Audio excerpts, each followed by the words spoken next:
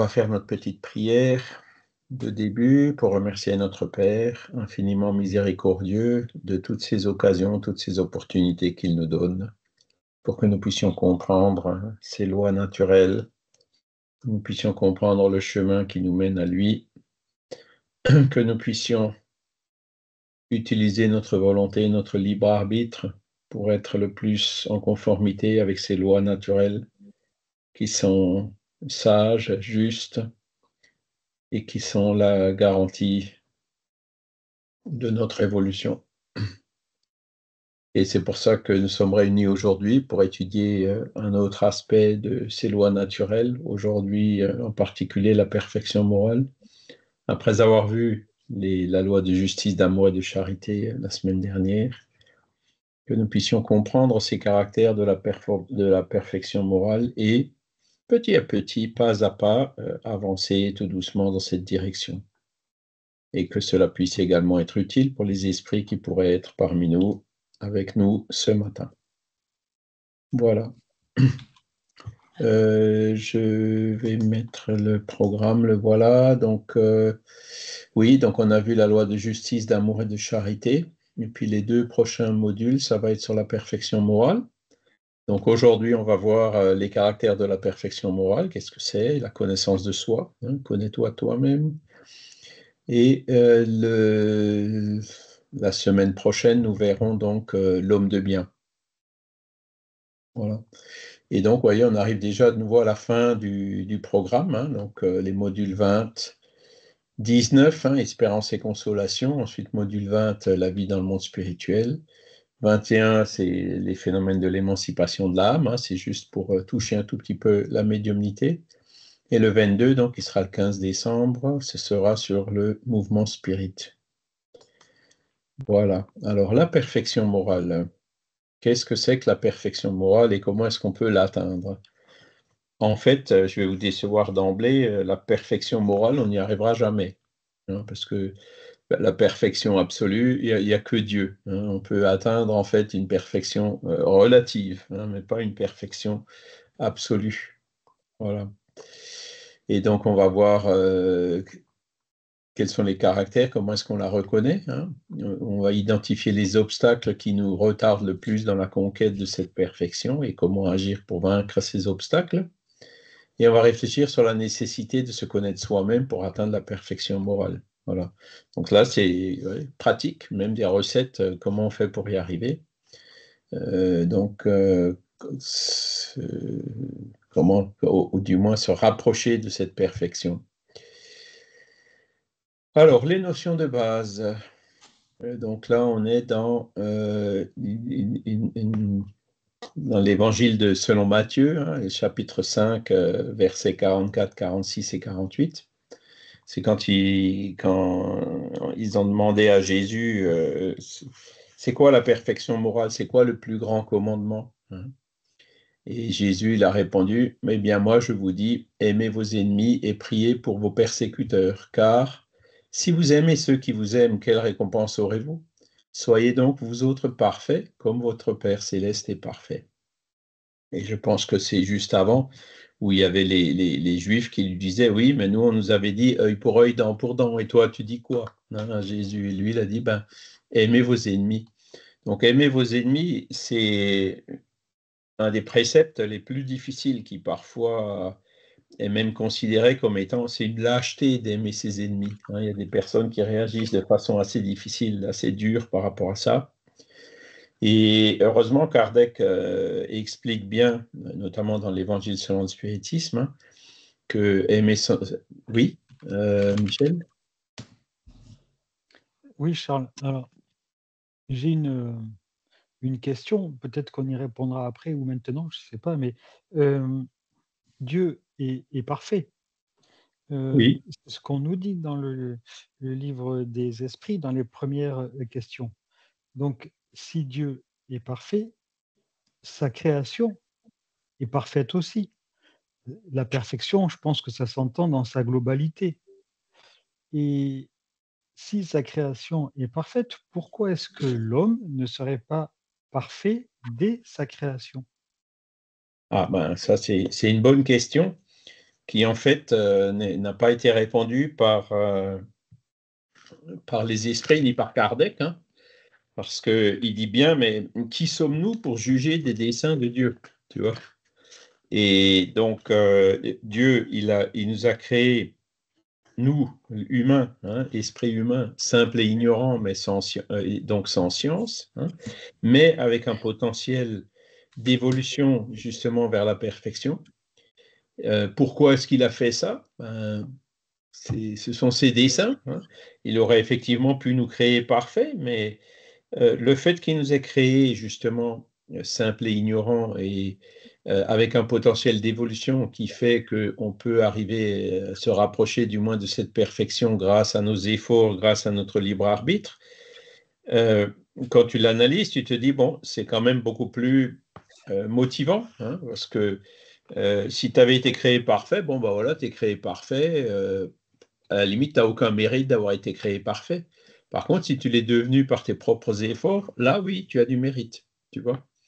Alors, voilà ce que Dieu a fait. Maintenant, pourquoi il l'a fait, c'est quelque chose on peut pas pénétrer les desseins de Dieu, comme Kardec le dit. Tu vois ce que je veux dire? Ou oui, moi comment dire? J'ai du mal à imaginer qu'un horloger, par exemple, puisse fabriquer une horloge, il y met tout son cœur, tout son amour et il fabrique une horloge, mais il lui dit: «Ben non, je te fais pas parfaite» et j'ai du mal à réaliser ça. Alors est-ce que c'est nous qui nous trompons là-dessus? Est-ce qu'en fait, nous sommes dans une forme de perfection divine, mais que nous ne pouvons pas comprendre? Est-ce que moi, voilà, c'est un peu ma question, oui, sans réponse, quoi. Sans Alors, réponse parfaite.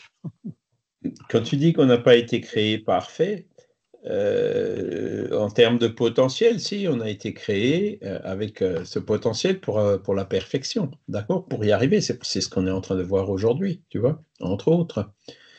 Maintenant, Dieu a voulu, en plus, donc, nous donner ce libre arbitre, hein. Donc, il dit libre arbitre qui, par définition, nous permet de choisir entre le bien et le mal, hein. Donc, c'est là où on a cette liberté.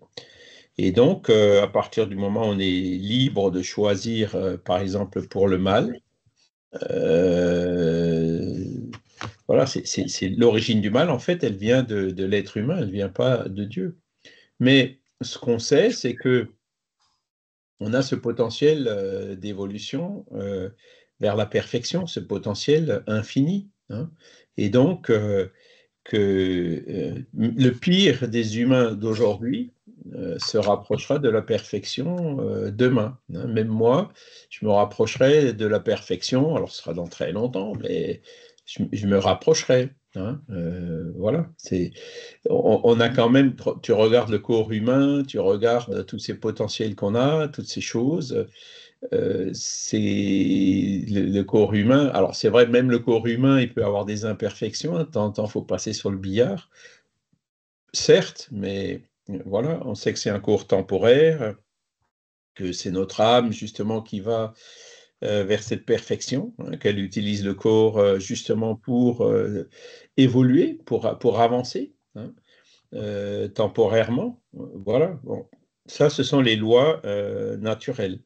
Et quand tu regardes ces lois naturelles, comme on les a vues dans les leçons qui précèdent, on voit quand même que on reconnaît derrière chacune de ces lois cette sagesse divine, tu vois, justement qui a fait ces lois, qui sont les mêmes pour tout le monde et qui permettront à tout le monde, à tous les esprits, de se rapprocher de la perfection, hein. Même quand on parle des animaux, etc., ben pareil, ils ont aussi ce potentiel d'évolution infini, quoi, hein, à partir de quelque chose qui est tout petit, hein, des premiers êtres vivants monocellulaires jusqu'aux êtres complexes que les mammifères ou même l'humain, hein, on a ce potentiel d'évolution infini. Tout ce qui est principe vital, hein, s'individualisera et passera par ce processus. Voilà ce qu'on sait. Hein. Alors, c'est vrai, il aurait pu nous créer parfaits s'il avait voulu, mais certainement, il y aurait eu beaucoup moins de mérite de notre part, en tout cas. Hein. Alors, attendez. Ah oui, c'est d'accord. Que le fait d'y arriver par nous-mêmes, par nos propres efforts, tu vois, plutôt que d'y avoir été projeté ou catapulté sans qu'on ait eu besoin de rien faire dès le départ, tu vois. Alors pourquoi il a fait ça, on ne sait pas. Là, ça, ce sont des choses qu'on n'a pas. Pourquoi il l'a fait comme ça et pas autrement? Voilà, la seule chose qu'on peut constater, c'est qu'il l'a fait comme ça. Voilà. Après, les raisonnements philosophiques qui nous amènent à raisonner en disant que si Dieu existe, il a des attributs et dans ces attributs, il y a justement la perfection. Ce raisonnement-là nous pousse à dire que s'il l'a fait comme ça, c'est qu'il a vu la perfection dans cette manière de faire. Voilà. Mais après, nous, on n'est pas qui sommes-nous pour pouvoir juger de ça, tu vois. C'est là où, je le disais déjà, je pense jeudi, hein, quand beaucoup de gens disent, oui, le spiritisme répond à toutes les questions. Non, non, il y a certaines questions auxquelles il n'y a pas de réponse, notamment celle-là. Hein. C'est parce qu'on n'a pas encore, nous, la faculté de tout comprendre, hein, de vraiment pouvoir analyser dans le détail. Et il y en a beaucoup qui se sont perdus, hein, qui ont fait le divinitisme, l'omnithéisme. Vous avez certainement jamais entendu parler de tous ces ismes hein, qui ont existé en parallèle avec le spiritisme au début. Ben, ce sont des gens qui ont essayé justement de raisonner philosophiquement sur la nature intrinsèque de Dieu. Mais bon, ils sont arrivés à une complexité, ils se sont perdus et en fait, il y a pratiquement personne qui a pu les suivre. Hein. Si un jour vous avez l'occasion, lisez un livre d'Arthur d'Anglemont sur l'omnithéisme, vous verrez, c'est extrêmement difficile. Enfin, voilà, moi c'est pas mon niveau. Moi, je comprends pas ce qu'il dit, quoi. Et en fait, je pense qu'il s'est un peu perdu dans ses raisonnements. Hein. Pourquoi? Parce que, voilà, si on cherche à aller trop loin, on finit par se perdre. Hein. Il vaut mieux rester dans notre domaine où on contrôle, voilà, les domaines qu'on peut appréhender, quoi. Merci, Charles. Mais de D'accord. rien, de rien. Alors, c'est Kardec, donc là, il met le bémol en parlant de soyez parfait. Hein. S'il était donné à la créature d'être aussi parfaite que le Créateur, elle lui deviendrait égale, ce qui est inadmissible. Voilà, donc c'est ce que je vous disais au début. La perfection absolue, on s'en rapprochera, mais on n'y arrivera jamais. Hein. C'est comme, vous vous rappelez peut-être quand vous étiez au lycée, hein, quand on vous demandait de tracer les courbes d'une fonction, hein, de temps en temps vous dessiniez une asymptote avec la courbe qui se rapproche de l'asymptote. Alors avec l'épaisseur de trait, ça finit par se confondre, mais on sait très bien que la courbe ne touche jamais l'asymptote. Hein. Et ben c'est un peu ça. On se rapproche toujours plus de la perfection, hein, mais on ne l'atteindra jamais. Il faut donc entendre par ces paroles de Jésus la perfection relative, celle dont l'humanité est susceptible et qui la rapproche le plus de la divinité. Donc voilà ce qu'il faut comprendre par le mot perfection. Hein. En quoi consiste cette perfection? Hein. C'est quoi cette perfection? Et je me souviens, alors voilà, donc Jésus le dit, aimer ses ennemis, faire du bien à ceux qui vous haïssent, prier pour ceux qui nous persécutent. Alors, et on revient encore une fois à ce qu'on a vu au début, hein, sur aimer ses ennemis, qui peut paraître lâche pour certains, alors qu'en fait, bon, supposez que vous ayez un ennemi. Je pense que vous avez tous, peut-être pas d'ennemis, mais des gens que vous appréciez pas ou qui ne vous apprécient pas. Hein, ça nous arrive à tout le monde, ça. Quelle est la meilleure attitude à avoir envers eux? Garder de la colère, de la rancœur, de la haine? La colère, la rancœur, la haine, ça nous emprisonne, ça nous rend malades. Hein.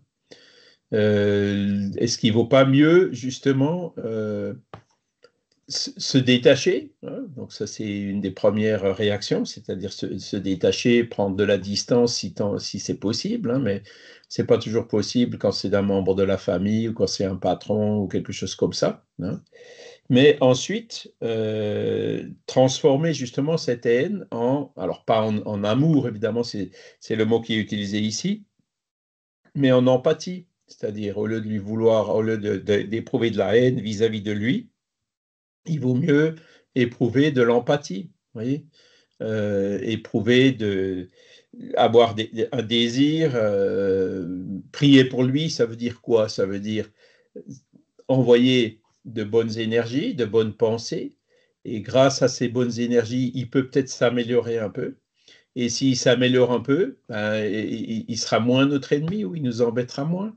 Vous voyez ce que je veux dire? Donc c'est plutôt là que se trouve notre intérêt, hein. Si vouloir du bien à un ennemi, hein, si l'ennemi s'améliore, ben, il cessera d'être notre ennemi. Et puis donc nous, in fine, on y sortira gagnant. Donc c'est dans notre intérêt, hein, justement, de sortir des pensées négatives et puis de rentrer plutôt dans des pensées positives. Alors, est-ce que ça veut dire pour autant qu'il faut avoir pour un ennemi autant d'affection que pour un ami? Bien sûr que non, hein. On n'aura pas la même affinité, on n'aura pas le même degré de confiance et tout. C'est pas ça que ça veut dire. Mais c'est tout simplement cesser de lui vouloir du mal et puis voire même essayer de lui faire du bien. Et je pense que vous avez certainement tous déjà remarqué, hein, que vous avez une personne en face de vous qui explose ou qui veut du mal et tout. Si vous répondez, si vous réagissez de façon calme et pacifique en lui voulant du bien, ça va le toucher. Ça va le toucher, hein, et il se sentira un peu confus, hein. Ce sont des choses qu'on peut essayer et qui fonctionnent assez bien. On le voit beaucoup dans les réunions médiumniques quand de temps en temps il y a des esprits un peu incisifs, perturbateurs qui viennent hein, en disant moi je vous veux du mal, et puis sinon on lui répond bah nous on vous veut du bien, regardez on prie pour vous. Il est rare que ça ne le touche pas, ou au moins ça va au moins le confondre, hein. Et, et plus on y réfléchit, plus on se rend compte que effectivement c'est la meilleure réaction qu'on puisse avoir, celle qui est même à la limite dans notre intérêt, même si on ne le fait pas par calcul, hein, si on le fait avec tout désintéressement. D'accord? Faire du bien à ceux qui vous haïssent, prier pour ceux qui nous persécutent. Parce qu'on voit là des situations de haine en ce moment, hein, au Moyen-Orient, entre les Russes et les Ukrainiens, etc., entre les démocrates et les républicains, entre l'extrême droite et l'extrême gauche chez nous. Enfin, on en voit partout, hein, ces clivages qu'il peut y avoir, qu'on peut malheureusement se produisent de plus en plus. Et comment est-ce qu'on peut sortir de là? Hein, est-ce que c'est camper encore plus sur ses positions? Non. Alors, on augmente encore plus le clivage, le fossé entre les deux, quoi. Mais si on change cette attitude en disant, ben, finalement, ce sont des humains comme moi, ils ont peut-être des opinions différentes, mais ils ont aussi des familles, ils ont des enfants, et, voilà, hein, ils sont aussi en cours d'évolution comme moi, ils ont peut-être souffert plus de choses que ce que moi j'ai souffert, etc. On finira toujours par trouver des circonstances atténuantes et des motifs justement pour réduire ces sentiments de haine ou d'antagonisme qu'on a pu avoir vis-à-vis de tous ces gens-là. Et c'est ça le chemin, le seul chemin possible pour sortir de ces violences. Comment voulez-vous, par exemple, que tout le monde rêve en se disant, bon, écoutez, en Israël, on va faire un État israélien, on va faire un État palestinien, chacun qui gouverne de son côté, chacun qui fait comme il le pense, et avec une coexistence sans animosité, fraternelle si c'est possible, hein. C'est ça la solution vers laquelle on pourrait aller. Mais avec la haine, ça ne fonctionnera pas. Avec la haine, il y aura toujours encore de nouveau des attentats, il y aura de nouveau des incursions, il y aura de nouveau des insultes, il y aura de nouveau des roquettes, etc. Hein. Donc, on voit très bien que si on veut sortir de ces situations de guerre, c'est ce chemin-là qu'il faut suivre. Hein. Et je vois même en France, là, alors j'ai regardé vite fait ce matin avec ces histoires de discussion au Parlement là, pour le budget en ce moment. Bon, ben, c'est sûr, chacun campe sur ses positions. Qu'est-ce qui nous empêcherait de se dire, bon, écoutez, on va s'asseoir ensemble, on va prendre les bonnes idées de chaque côté, et puis on va essayer de construire quelque chose sur une compilation des bonnes idées de chacun. Qu'est-ce qui nous empêche de faire ça? Ah ben non, parce que moi, je veux devenir président en 2027. Vous voyez, il y a toujours des trucs qui polluent. Hein. C'est chacun qui voit d'abord son intérêt personnel à lui, son orgueil, avant de voir l'intérêt de la collectivité. Hein. Et donc, voilà, ce qu'on attend. Moi, personnellement, ce que j'attends des représentants du peuple, c'est qu'ils servent le peuple et pas qui rentrent dans des querelles partisanes ou des choses comme ça. Hein. On voudrait avoir des gens qui s'entendent, qui discutent, qui trouvent des compromis dans le bénéfice, dans l'intérêt collectif, et pas des personnes qui tirent chacun la couverture à eux en pensant déjà aux prochaines échéances et tout. Hein. On n'en est malheureusement pas encore là, hein, mais c'est vers ça qu'il faudrait qu'on aille. Hein. C'est ça qu'il faut que nous, en tant que population, on demande, on exige même de la part de nos représentants. Hein. Je sais, c'est pas facile. Hein, et dit, ben, t'as qu'à y aller, toi. Moi, je suis le premier à dire, oula, à freiner des cas de fer hein, quand il s'agit de mettre la main dans le panier de crabe de la politique. Hein, surtout que j'ai été éduqué comme ça par mon père, hein, qui me disait toujours, quand il me donnait le biberon tout petit, que la politique, c'était une dame de mauvaise compagnie, pour être poli. Hein. Ben ouais, bon, c'est vrai, c'est pas évident, mais bon, il y en a quand même, il y a quand même des gens, il y en a qui sont, disons, qui montrent plus de désintéressement que d'autres. Hein. Ben, il faut déjà commencer à investir sur ceux-là, puis petit à petit, voilà, les choses devront s'amplifier. Malheureusement, tout est fait hein, dans les médias ou ailleurs pour que les gens justement campent le plus dans leur position et plutôt extrémiste, quoi, et au lieu de discuter, ben, se querellent et se chamaillent, quoi. Donc voilà, si on revient à la base, ben, aimer ses ennemis, faire le bien à ceux qui nous haïssent, prier pour ceux qui persécutent, on voit que le chemin qu'il nous indique, il est différent. Et c'est celui-là qu'il faut qu'on essaye de suivre. Jésus, nous montre par là que l'essence de la perfection, c'est la charité dans sa plus large acception. C'est pour ça qu'on a vu la loi de justice, d'amour et de charité la semaine dernière, qui est la plus importante. C'est la dernière des 10 et c'est la plus importante parce qu'elle résume en fait toutes les autres. Et là, on en voit déjà l'application, les conséquences. Parce qu'elle implique la pratique de toutes les autres vertus. Voilà, donc c'est ce que Kardec nous écrit dans l'Évangile selon le spiritisme, chapitre 17, item 2. Voilà. Alors, donc, voilà ce que c'est que les caractères de la perfection. Maintenant, qu'est-ce qui nous bloque le plus dans ce cheminement? Et il le dit donc dans la réponse à la question 895, l'attachement aux choses matérielles est un signe notoire d'infériorité, parce que plus l'homme tient au bien de ce monde, moins il comprend sa destinée. Alors, est-ce que c'est logique cette réponse? Quand on parle de la destinée, notre destinée, c'est quoi? Ben, c'est de vieillir et d'un jour de retourner de l'autre côté. Hein. Ça, on le sait, on va tous y passer par là. Hein. Personne, jusqu'à présent, personne n'est immortel. Hein. Je me souviens quand j'étais petit, il y avait un film qui s'appelait justement L'Immortel, avec une personne qui n'était jamais tombée malade et qui avait été diagnostiquée comme étant quelqu'un d'immortel. Hein. Bon, évidemment, c'est de la fiction, hein, ça n'existe pas. Et on va tous retourner dans le monde spirituel un jour. Et donc, si on ne comprend pas ça, ou si on le comprend mal, du genre, ben, quand on meurt, tout est fini, il n'y a plus rien, hein, ben, le raisonnement, c'est justement celui qui nous pousse à nous attacher aux choses matérielles, c'est-à-dire profiter au maximum de tous les biens matériels qu'on peut avoir pendant qu'on est encore vivant. Hein. On n'a qu'une seule vie, hein, c'est ce qu'on entend de temps en temps. Il faut en profiter, etc. Et le problème, c'est que par ce genre de raisonnement, il faut en profiter, oui, mais ok, quitte à passer par-dessus les autres, bon, il y en a des autres, il y a des autres qui sont pauvres, mais bon, c'est leur problème. Moi, je suis là, j'en profite.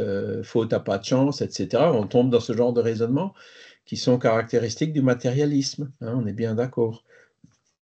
Donc, les personnes qui s'attachent aux choses matérielles.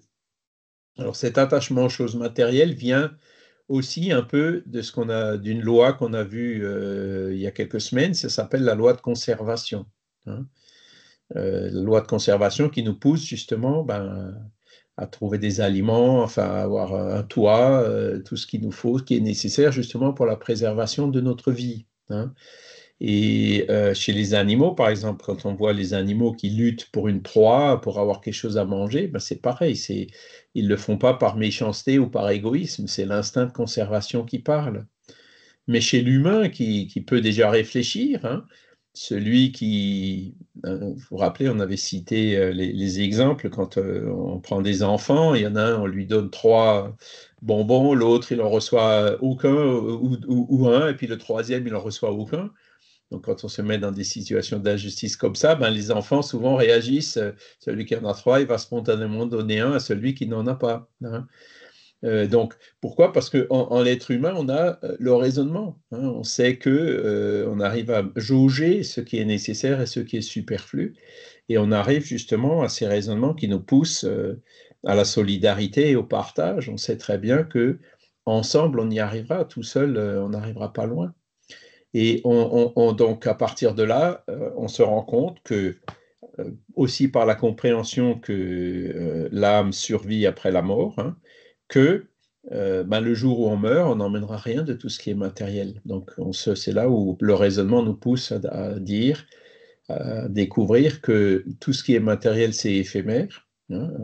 L'âme n'emporte rien de matériel avec elle. Le jour où elle retourne dans sa vraie patrie, hein, elle retourne à la maison, comme on dit. Mais elle emportera par contre sa conscience, hein, bonne ou mauvaise, elle emportera tout ce qu'elle aura appris, les connaissances scientifiques, intellectuelles, et aussi euh, son, tout ce qu'elle a déjà réussi à acquérir en bonté et en moralité. Ça, l'âme, elle l'emmène. Donc ça, ce sont les valeurs qui sont immortelles. Hein, je ne dis pas éternelles, mais immortelles. C'est celles qu'on garde et qu'on emmène avec nous. Donc, l'attachement aux choses matérielles, en fait, c'est un raisonnement qui consiste à dire on s'attache aux choses temporelles, hein, qui vont s'arrêter tôt ou tard, et on oublie, on néglige les choses qui sont immortelles qu'on emmènera avec nous. Donc, vous voyez, c'est un raisonnement qui n'est pas logique de s'attacher aux choses matérielles. Et ça, c'est un raisonnement qu'on peut déjà faire, nous, en tant qu'humains. Tu vois, autant on ne peut pas comprendre pourquoi on n'a pas été créé parfait, hein, Michel, mais ça, on peut le comprendre. Ce genre de choses, on peut les comprendre par des raisonnements relativement simples. D'accord? Et donc, l'attachement aux choses matérielles, effectivement, comme je le dis, c'est souvent soutenu par des sentiments d'égoïsme. Alors, les sentiments d'égoïsme, vouloir du bien à ses ennemis, ne connaît pas. Hein. Ils en seront relativement loin. Hein. Même si les sentiments de haine nous rendent malades, hein. Là aussi, c'est une question de raisonnement. Les études scientifiques qui le montrent, hein, avec l'adrénaline, les hormones, etc., le rythme cardiaque, tous les dommages que ça cause à notre corps physique, de s'énerver, de se mettre en colère, de perdre le contrôle, etc. Hein. On perd chaque fois des points de vie, comme on dit. On voit très bien que c'est démontré, hein, scientifiquement, que les pensées de haine, de colère, le fait de s'énerver, etc., euh, raccourcit notre durée de vie, notre espérance de vie. Et ce qui est intéressant, il y a un des livres de Chico Xavier, je ne me rappelle plus lequel c'est, je crois qu'il s'appelle Saquarema, qui est arrivé dans le monde spirituel et puis qui a été là aussi, un peu comme André Louis, considéré comme étant suicidaire. Alors, il s'est révolté, il a dit, mais pourquoi j'ai rien fait pour me suicider et tout.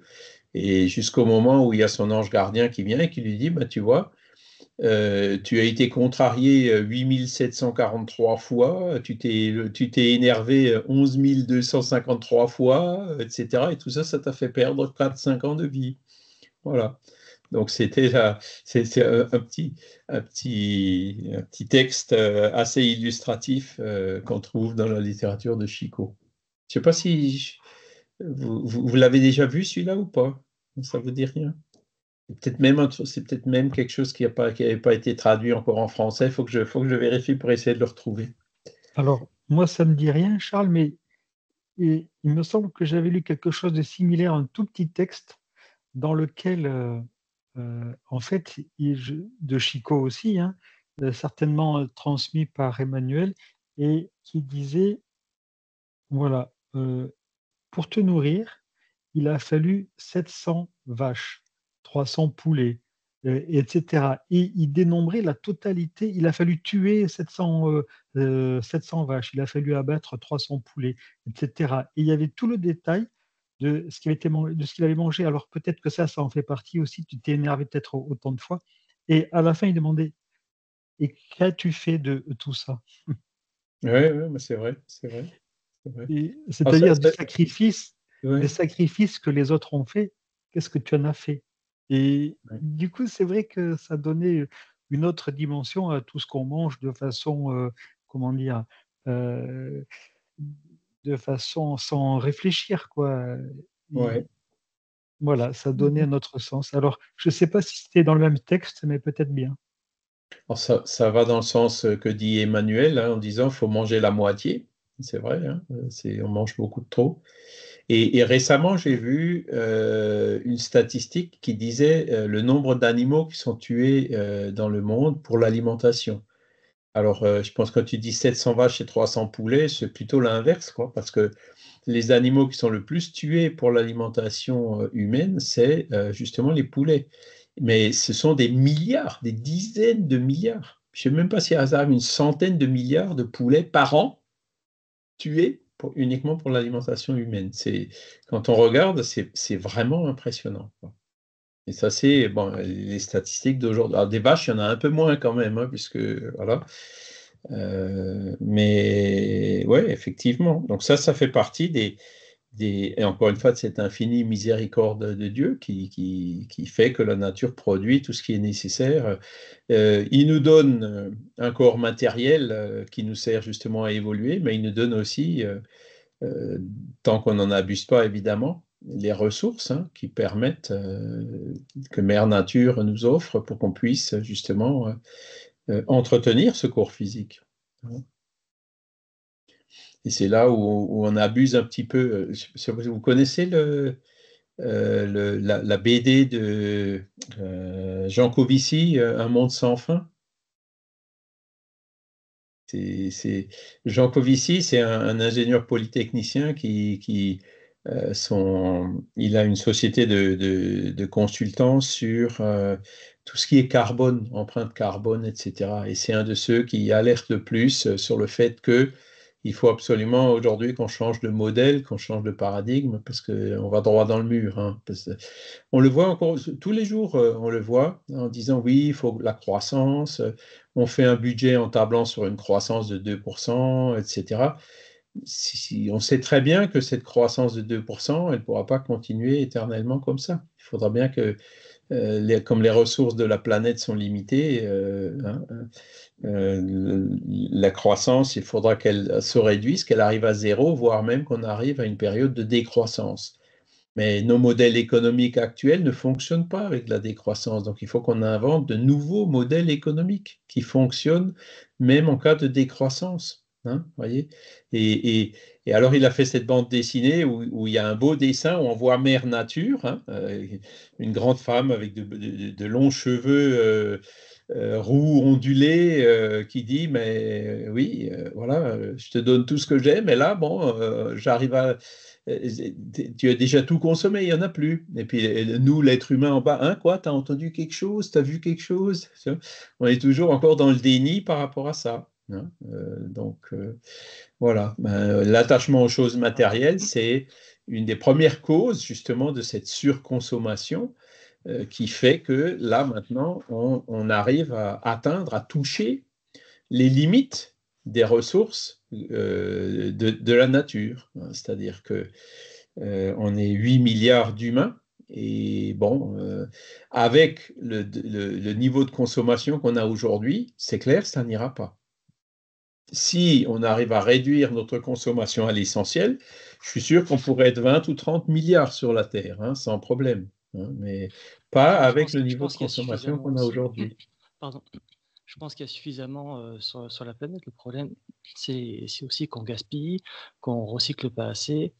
Et du coup, voilà, on épuise les ressources de toute façon, mais je pense que il y a, sur Terre, il y a suffisamment pour tout le monde.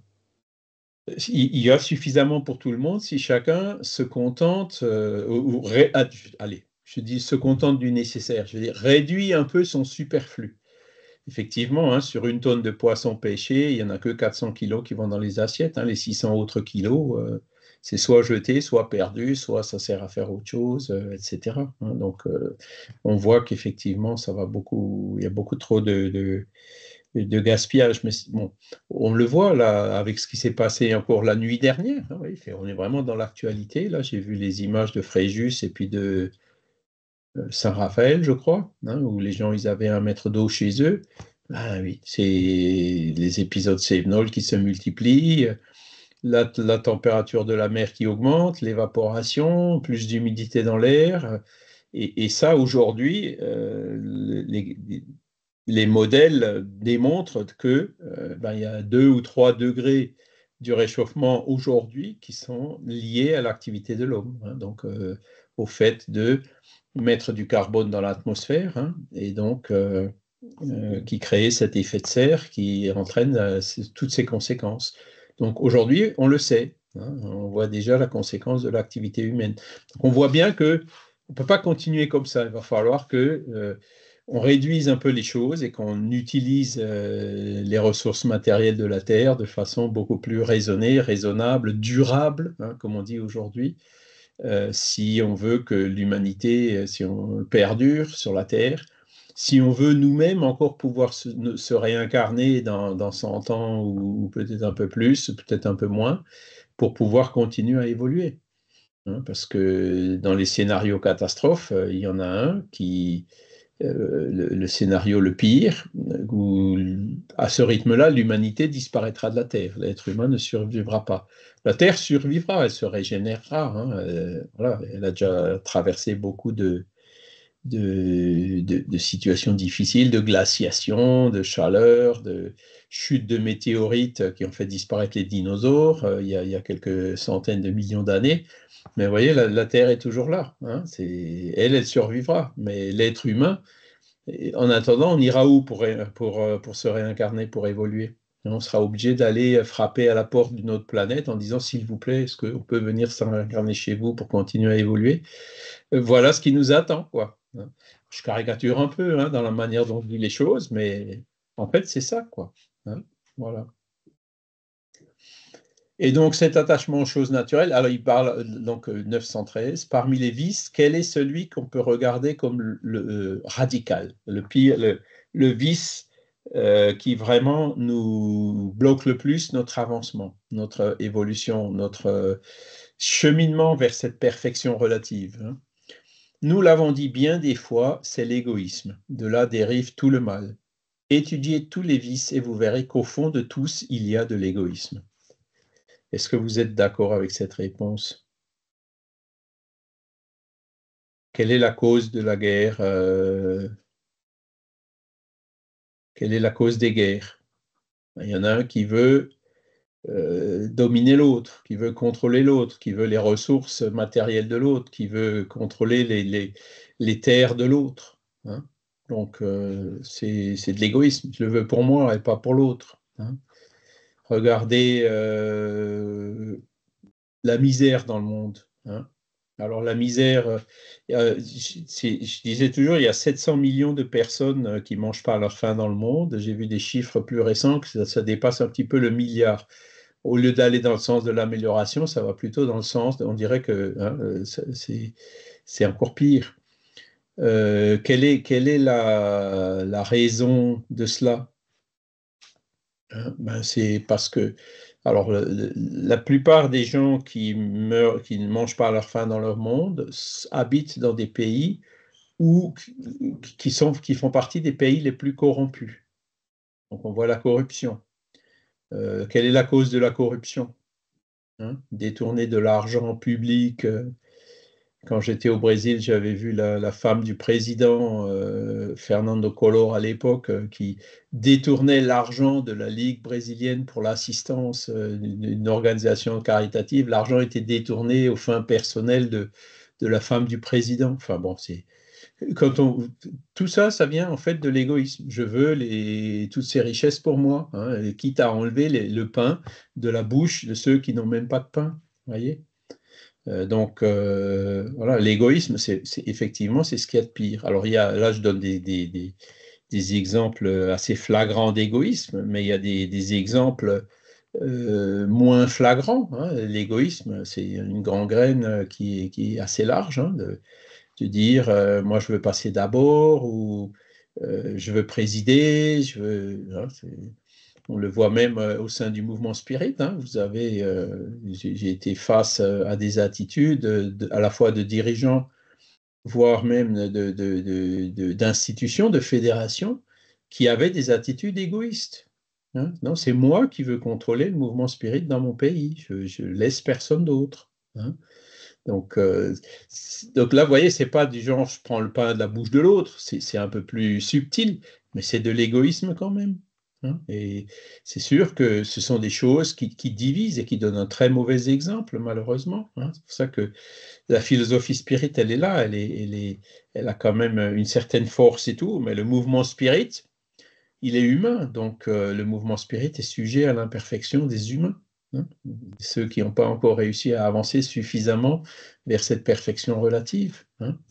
Parce que le bon spirit, comme disait Kardec, se reconnaît aux efforts qu'il fait justement pour dompter ces mauvaises inclinations, pour dompter cet égoïsme, le remplacer par plus de charité, par plus d'abnégation, mais pas au fait qu'il soit parfait. Si on était parfait, on ne serait pas là, on ne serait pas sur cette terre, on serait déjà sur une autre planète. Donc voilà, l'égoïsme qui nous touche tous. Moi, je dois l'avouer, j'ai parfois des réactions qui... je suis encore obligé de travailler avec le marteau et le burin pour enlever ces resquisses d'égoïsme qui sont tenaces. Mais bon, il ne faut pas perdre courage, il faut y aller, il faut le faire. Et chaque fois se dire, c'est le connais-toi toi-même, comme on le verra un peu plus loin là, de détecter ces traces d'égoïsme qui sont encore en nous et puis de vraiment retrousser les manches et travailler pour essayer de les éliminer. C'est ce qu'il y a de pire, l'égoïsme. Alors l'égoïsme est souvent associé dans les réponses des esprits à l'orgueil. Parce que l'orgueil et l'égoïsme, en fait, ils marchent de pair. L'orgueil, c'est de se penser que nous, on est meilleur, on est supérieur, on vaut plus que les autres. Et donc, l'égoïsme, est très vite entraîné par cet orgueil. À partir du moment où on arrive là aussi à travailler cet orgueil et rentrer dans un peu plus d'humilité, et ben forcément, l'égoïsme se réduira aussi et se transformera en un peu plus de charité. Celui qui est humble, il ne va pas chercher à se mettre en avant. Il se mettra au dernier rang, comme le dit d'ailleurs certaines leçons de Jésus dans l'Évangile.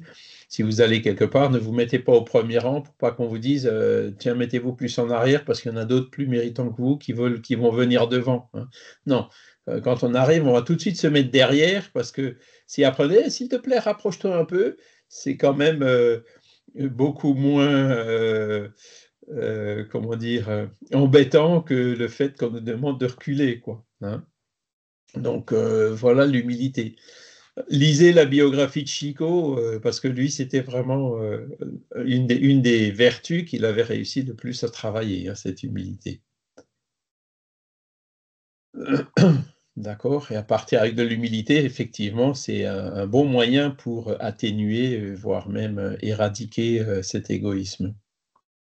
Alors, quel est le moyen le plus pratique et le plus efficace pour s'améliorer en cette vie et résister à l'entraînement du mal? Réponse, un sage de l'Antiquité vous l'a dit, connais-toi toi-même. Donc ça, c'est la fameuse question 919 du livre des esprits. C'est une de celles que beaucoup de... Alors, il y a la question numéro 1, évidemment, qu'est-ce que Dieu qu'on connaît par cœur? Et la question 919, qui est très connue aussi, hein. Il y a la 886 qui est quelle est la définition de la charité? C'est le BIP, hein. Ou alors la question 625, quel est le meilleur guide et modèle? Voyez Jésus. Il y en a quelques-unes comme ça qu'on arrive à retenir. Et la 919, c'en est une qui est le plus connue. Et c'est donc, il y a un message de Saint Augustin qui est développé dans la suite, où il nous dit « Faites ce que je faisais moi-même de mon vivant sur la terre. À la fin de chaque journée, j'interrogeais ma conscience. Je passais en revue ce que j'avais fait et me demandais si je n'avais pas manqué à quelque devoir, si personne n'avait eu à se plaindre de moi. C'est ainsi que j'étais parvenu à me connaître et à voir ce qu'il y avait à réformer en moi. » Donc c'est un des extraits de cette réponse de Saint Augustin. Et le connais-toi toi-même, ça vient de... c'est Socrate, hein, c'est ça, je pense. Ça vient de Socrate. Connais-toi toi-même. Donc, vous voyez, ça fait très longtemps qu'on le sait. Et effectivement, parce que l'orgueil, c'est un des défauts qu'on s'avoue le moins à soi-même. L'égoïsme aussi, c'est moi, non, non, moi je suis généreux, regarde, je veux du bien à tout le monde, etc. Et il y a les masques qui nous empêchent justement de voir, quoi. Et le soir, quand on est calme, éventuellement déjà étendu sur le lit, en train de se rapprocher un peu du monde spirituel et de notre guide spirituel, et qu'on se pose ces questions-là, on se met dans une situation où justement les masques s'estompent un peu et on arrive à voir la réalité, surtout que on garde encore en mémoire ce qu'on a fait dans la journée qui précédait justement cette nuit. Et donc, c'est cette analyse qui est quelque part accompagnée par notre guide spirituel qui nous permet de détecter ce qui ne va pas en nous. Parce que je connais des personnes qui disent non, mais moi je suis une personne de bien, voire même des personnes qui se révoltent en disant je ne comprends pas pourquoi je suis sur cette terre, je mérite un monde meilleur que ça, etc. etc. Vraiment rien que ce genre de raisonnement, ça voudrait dire si je suis sur la terre, c'est parce que j'ai quelque part été forcé ou condamné à venir ici alors que je ne voulais pas venir. Ou en d'autres termes, j'ai été victime d'une injustice. Est-ce que les injustices, ça existe? Alors, ça existe avec nos œillères, en se disant, ben oui, effectivement, cette jeune femme-là qui s'appelle Nina, qui a été assassinée lâchement, elle a souffert une injustice. Oui, mais est-ce qu'on sait vraiment qui est Nina, qu'est-ce qu'elle a été, qu'est-ce qu'elle a fait dans sa vie passée et tout, parce que Dieu, encore une fois, s'il existe, il ne peut pas être injuste, il doit être infiniment juste, c'est ce qu'on a vu, la loi de justice, d'amour et de charité. Donc, dans l'absolu, les injustices n'existent pas. Donc, la personne qui se plaint d'être victime d'une injustice, elle se plaint le plus souvent à tort, parce que ça peut être une injustice apparente compte tenu des informations limitées qu'on peut avoir, mais quand on regarde la situation dans son intégralité, là, on verra qu'effectivement, ce n'est pas une injustice. Donc, le fait de se plaindre d'être soumis à une injustice, déjà, ce n'est pas bon signe. Ça veut dire qu'il y a quelque chose qu'on n'accepte pas de voir en nous-mêmes, quoi. On n'accepte pas de voir qu'on a encore du chemin à faire pour arriver vers cette perfection. Et le fait de ne pas voir qu'on a encore ce chemin à faire pour arriver vers la perfection, c'est un des plus grands obstacles justement pour y arriver, puisqu'on est dans le déni. Il vaut mieux l'accepter, sans pour autant tomber dans l'excès inverse, hein, qui est la culpabilisation à outrance. Hein. Non, il faut regarder les choses de façon objective et se dire, ouais, j'ai encore du chemin à faire, je ne suis pas parfait. Hein, se connaître soi-même, c'est aussi avoir conscience des imperfections, des limitations qui nous restent. Et avec cette conscience, on arrivera justement à travailler pour les réduire, hein, voire même pour les éliminer. D'accord ? Le déni ne nous aide pas, les masques ne nous aident pas à évoluer. Hein. Voilà. Et donc ça, c'est le conseil de Saint Augustin. Vous pouvez le lire, hein, elle est un peu plus longue que ça, là, il y a juste un petit extrait, mais c'est une des questions phares, entre guillemets, bien connues dans le livre des esprits. Voilà. Et un peu plus bas, Kardec fait un commentaire, toujours à cette question 919, où il nous dit « Beaucoup de fautes que nous commettons passent inaperçues pour nous. » Vous voyez, on ne s'en rend même pas compte. Si en effet, suivant le conseil de saint Augustin, nous interrogions plus souvent notre conscience, nous verrions combien de fois nous avons failli sans y penser, faute par nous de scruter la nature et le mobile de nos actes. Hein? Si nous interrogions plus souvent notre conscience, nous verrions combien de fois nous avons failli sans y penser. Hein, c'est quand on faillit sans y penser, sans s'en rendre compte. Hein. Pourquoi ? Parce que, pourquoi j'ai fait ça ? Dans quel but est-ce que j'ai fait ça ? Là, j'ai rendu service à telle personne. Dans quel but est-ce que je l'ai fait ? Est-ce que je l'ai fait par désintéressement ou est-ce que je l'ai fait parce que j'attends quelque chose en retour ? Voyez ? Et ça, ce sont des questions qui sont vraiment dans notre cœur, dans notre intimité, dans notre cœur à nous. Hein.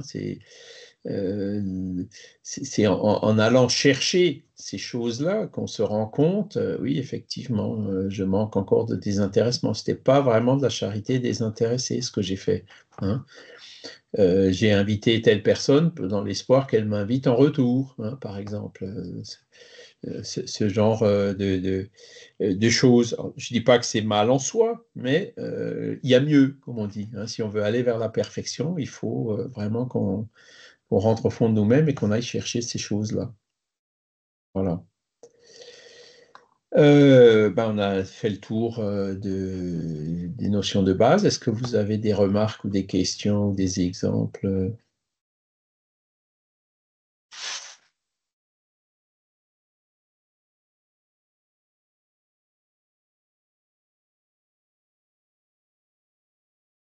Est-ce que c'est clair ?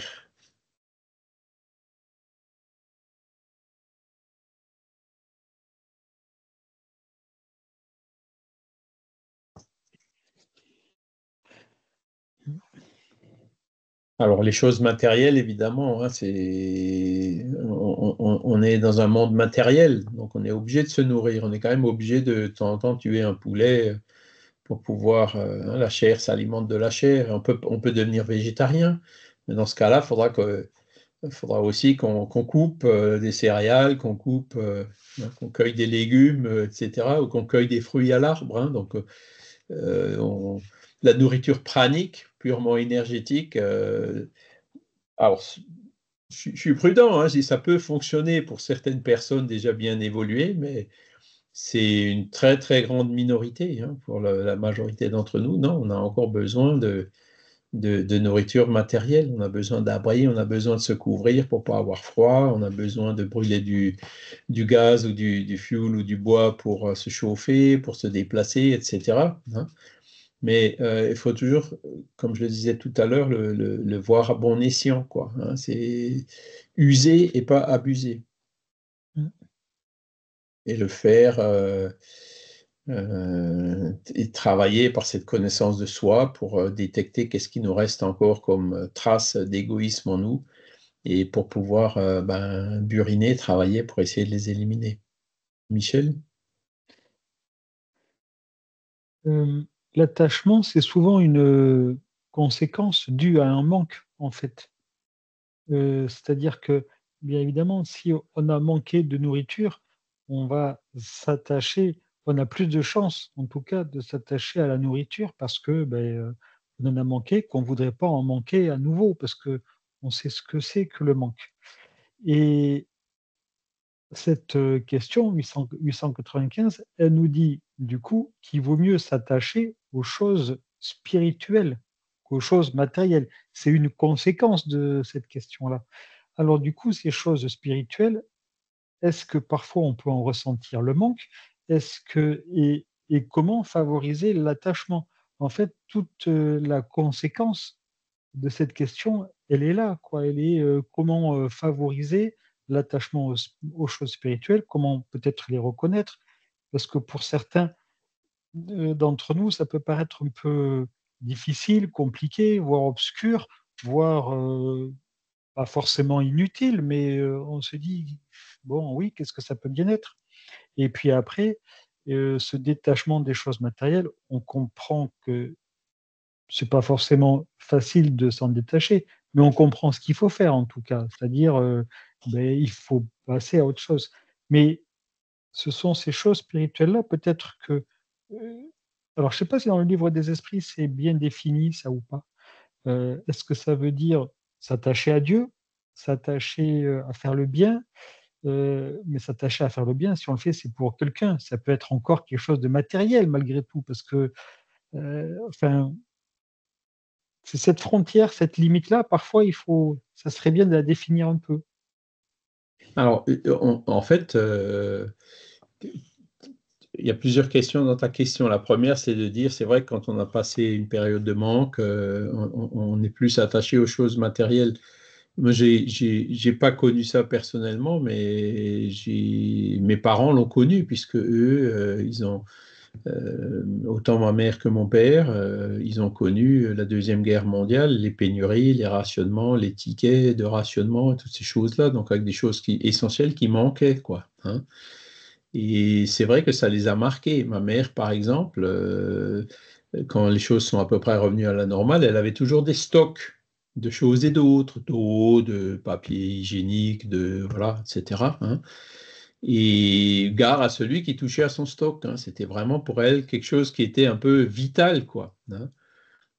Tant est que à la fin de sa vie, elle a eu Alzheimer, et donc c'est cette maladie d'Alzheimer qui l'a justement aidé à se détacher de ces choses-là. Hein. Et elle a pu partir, je pense, plus sereinement. Hein, j'avais demandé, mon grand-père m'avait bien fait, qui était désincarné déjà, hein, qui m'avait bien fait comprendre que effectivement, elle avait besoin de ça pour se détacher des choses matérielles et puis pour retourner plus facilement ou plus sereinement dans le monde euh, des esprits. Et il y a d'autres phénomènes qu'on peut voir comme ça, même au niveau des animaux, par exemple. Hein. Je sais que ma sœur, avec son ami, ils ont recueilli un chien qu'ils ont adopté, qu'ils ont trouvé, qui était, il n'y avait plus que la peau et les os perdus quelque part au milieu d'une forêt. Et donc, voilà, ils l'ont adopté. Et puis cet animal, en fait, dès qu'il voit, alors, il mange vraiment de tout, hein, c'est-à-dire tout ce qu'il voit, il le mange. Ça c'est resté tellement fortement ancré en lui, hein, que ils sont obligés à la limite de lui mettre une muselière parce que sinon, voilà, il mange tout ce qu'il voit autour de lui, y compris des choses qui le rendent malade, quoi. Hein. Donc c'est une réaction qu'on peut voir même au niveau de cet instinct de conservation qui est arrivé un petit peu à un degré extrême. Maintenant, quand tu disais, mais et comment est-ce qu'on fait justement pour aller vers ces valeurs spirituelles? Ben, en fait, on vient de voir un des moyens qui est justement celui de Saint-Augustin, là, interroger sa conscience. Parce que quand tu interroges ta conscience, là, tu interroges est-ce que je suis en harmonie avec ces lois spirituelles, hein, ou pas? Est-ce que j'ai bonne conscience ou pas? Tu vois? C'est un des moyens d'y arriver, c'est ça, c'est d'interroger ta conscience, hein, pour justement mieux te connaître toi-même et voir où est-ce qu'il y a encore des écarts entre ce que tu es et cette perfection relative vers laquelle il faut qu'on tende. Hein, c'est un des moyens de le faire. Après, les autres moyens, ben, c'est le raisonnement, comme on l'a vu, hein, toutes ces lois morales qu'on vient de voir, tous ces principes de bon sens, les choses qu'on a pu voir dans l'Évangile, les leçons, les enseignements moraux de Jésus. Ce sont des valeurs sûres de Jésus ou qu'on trouve aussi dans d'autres religions. Ce sont des valeurs sûres auxquelles on peut s'accrocher justement pour avancer dans ce sens de conquérir et de se mettre en harmonie avec ces valeurs spirituelles. D'accord ? Alors, c'était dans les églises traditionnelles jusqu'à présent un peu imposé. Hein, tu dois faire ça. Si tu ne le fais pas, tu viens en confessionnal te confesser. Hein, je caricature un peu, mais c'était ça. Alors que dans le spiritisme, il n'y a pas de confessionnal. Il est où le confessionnal du spiritisme? C'est notre propre conscience à nous. Personne n'ira vous demander des comptes. Hein. Alors, allez, il y a une tendance au sein du spiritisme où, disons, il pousse un peu plus dans ce sens-là. Hein. C'est un courant du mouvement spirit qui s'appelle l'Alliance Spirit Évangélique. Et là, on vous encourage à prendre un petit carnet. Et dans ce petit carnet, tous les soirs, vous faites comme Saint-Augustin et vous notez, ah ben, il y a ci, il y a ça, il y a telle chose.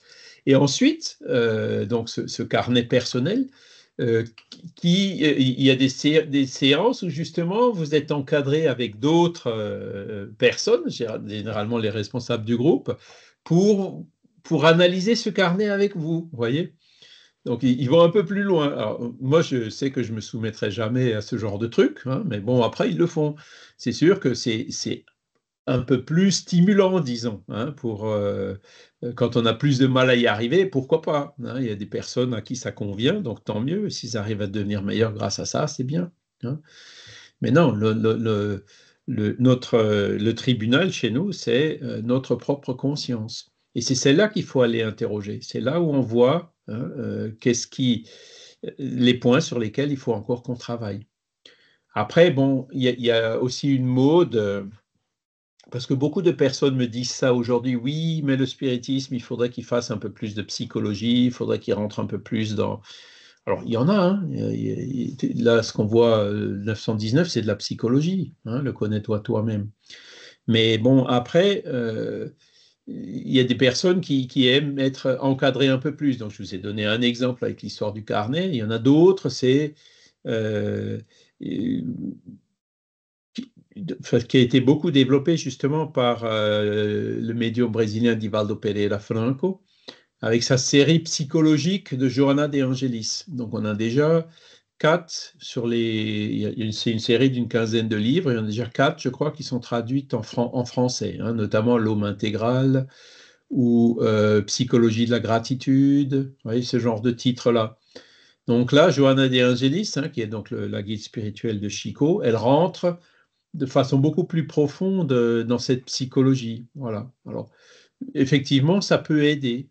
Après, vous avez d'autres techniques qui sont pratiquées. Il y a même des gens qui organisent des séminaires et des choses comme ça, où les participants au séminaire sont encouragés à faire des techniques de visualisation, du genre, voilà, vous avez une mauvaise pensée, vous la prenez comme si c'était une pierre et si vous êtes par exemple devant un lac, vous la jetez dans le lac. Vous voyez, ce genre de gestes, de mouvements, d'attitudes qui parfois aident certaines personnes à se défaire ou à réduire l'occurrence de certaines pensées qu'elles ont déterminées, qu'elles ont découvertes comme étant pas bonnes. D'accord ?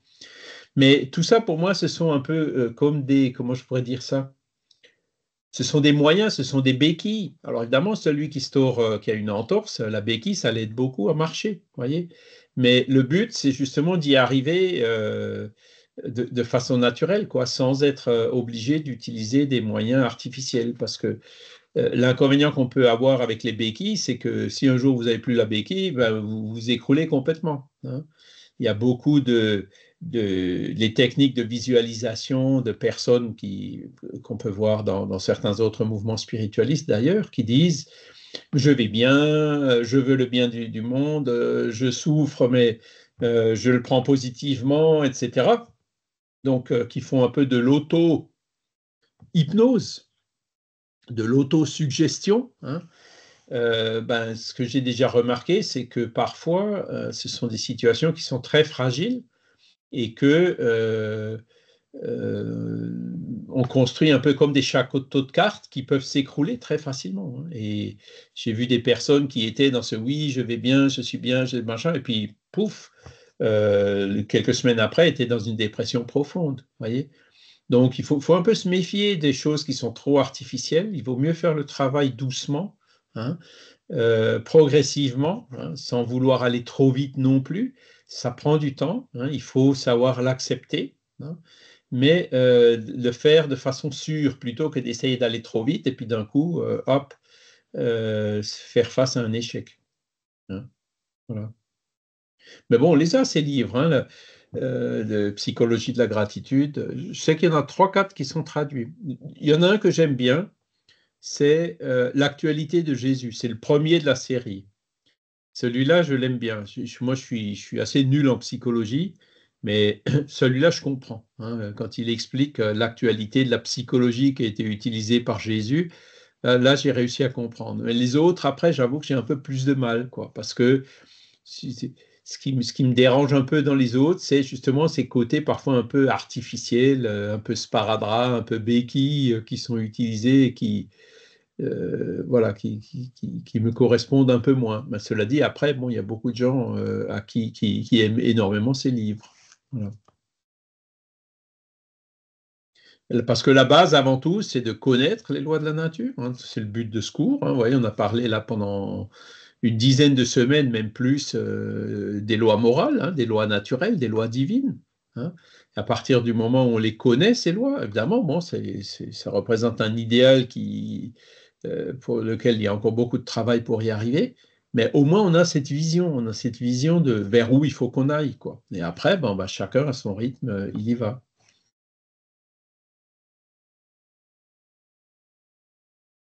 Christiane? Oui, je viens de voir, là, le livre dont vous parlez, ce serait Gaston Pietri, vous êtes d'accord? Comment vous dites? Gaston Pietri. Parce que moi, je pensais que c'était Divaldo, mais sur Amazon, il y a Gaston Pietri. Et il s'appelle comment? L'actualité de Jésus. Actualité de Jésus? Non, non, attendez, je vais vous le trouver. Alors...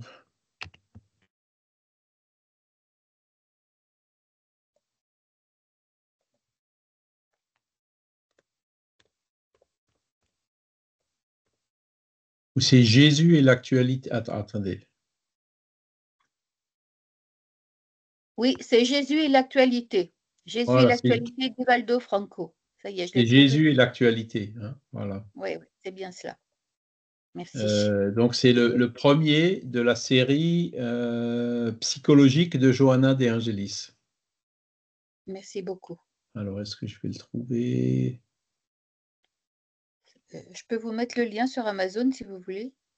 Ouais, mais je pense que Jean-Pierre, il doit l'avoir. Pipino, il doit encore en avoir, je ne suis pas sûr. Mais je ne le trouve pas chez Jean-Pierre, je suis en train de regarder là. Il y est bien, mais en portugais. Ah oui. Voilà. Alors, attendez, toutes les catégories, Alain Kardec, Divaldo Franco. Voilà, hop, on va déjà filtrer avec ça. Alors, voyez, à la découverte de soi, il y en a un autre, hein, au seuil de l'infini. Jésus et l'actualité, si je le vois là. Oui, oui. Je viens de vous mettre le lien là sur la conversation. C'est... Voilà le lien chez Jean-Pierre, hein, l'assaut Kardec. Parfait, merci beaucoup. Et donc, la dernière fois que j'étais en... La seule fois où j'ai visité les Divaldo, la Mansão do Caminho, chez lui, là, en fait, ils avaient fait un kit, mais bon, où ils sont en portugais, et où vous avez la série des 15 bouquins en portugais. Donc, il y a celui-ci, hein, Jésus et l'actualité, qui est déjà traduit. Et là on rentre vraiment dans... Alors, il y a toute une histoire derrière cette série psychologique. Vous avez d'ailleurs des cours qui sont faits, et de mémoire, c'est le samedi soir, où il y a un médecin, enfin un psychologue spirit, qui s'appelle Gelson, qui fait un cours depuis 2 ans maintenant sur cette série psychologique. Et vous avez aussi un autre Brésilien qui était venu, qui était d'ailleurs passé à Mulhouse, qui s'appelle Aloysio Silva. Donc lui aussi, il nous avait donné un cours sur la psychologie, mais on a peu de choses en français. La majorité sont malheureusement encore en portugais. C'est pour ça que je vous oriente vers ces livres qui sont traduits, parce que voilà, on en a déjà 4 sur. Voilà, donc là je vois chez Jean-Pierre, donc il y a Jésus et l'actualité, il y a la psychologie de la gratitude, donc c'en est un autre. L'homme intégral, je pense que il fait aussi partie de la série. Et À la découverte de soi, une quête intérieure peut-être aussi. plénitude, peut-être à la découverte de soi, oui. Voilà.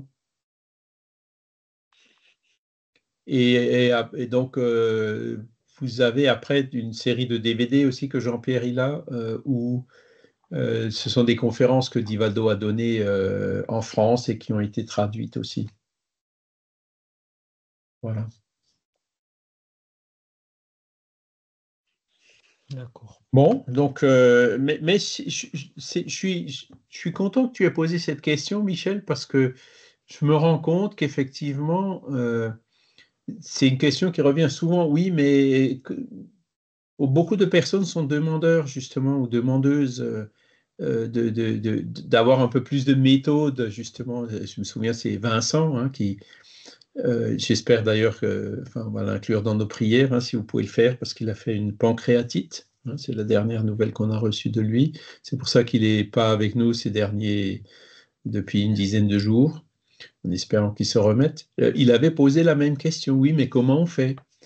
Ce serait bien qu'on puisse avoir, comme les Brésiliens, une association de psychologues spirites, parce que là, effectivement, il y a un champ immense encore à explorer. Et je suis sûr que effectivement, ça pourrait aider beaucoup de personnes. Alors, il faut que j'en parle avec Jean-Paul. Peut-être qu'on arrivera à trouver un ou une psychologue spirit qui puisse nous faire des cours sur cette série Johanna de Angelis, qui pourrait même d'ailleurs encourager à traduire ceux qui ne sont pas encore traduits. C'est un peu le problème de la liberté, en fait. Quand l'esclave se retrouve libre, il n'a plus rien.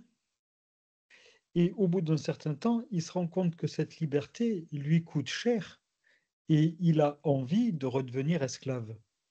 Parce qu'au moins, il était dans quelque chose qu'il connaissait, on s'occupait de lui, tout se passait bien, bien sûr. Il fallait quand même qu'il en paye un certain tribut. Mais cette liberté, c'est difficile de l'enseigner, puisque par essence, on ne peut pas enseigner la liberté. Mais en effet, parfois, on a besoin de certains outils. Et je pense que l'outil essentiel dans la liberté, c'est la patience, parce qu'il faut attendre souvent, et puis l'apprentissage. Et s'il n'y a pas les deux, je pense que l'expérience de la liberté est difficile et parfois donne envie à certains de revenir en arrière parce qu'au moins là, ils avaient tout ce qu'il fallait. En fait, tu as raison.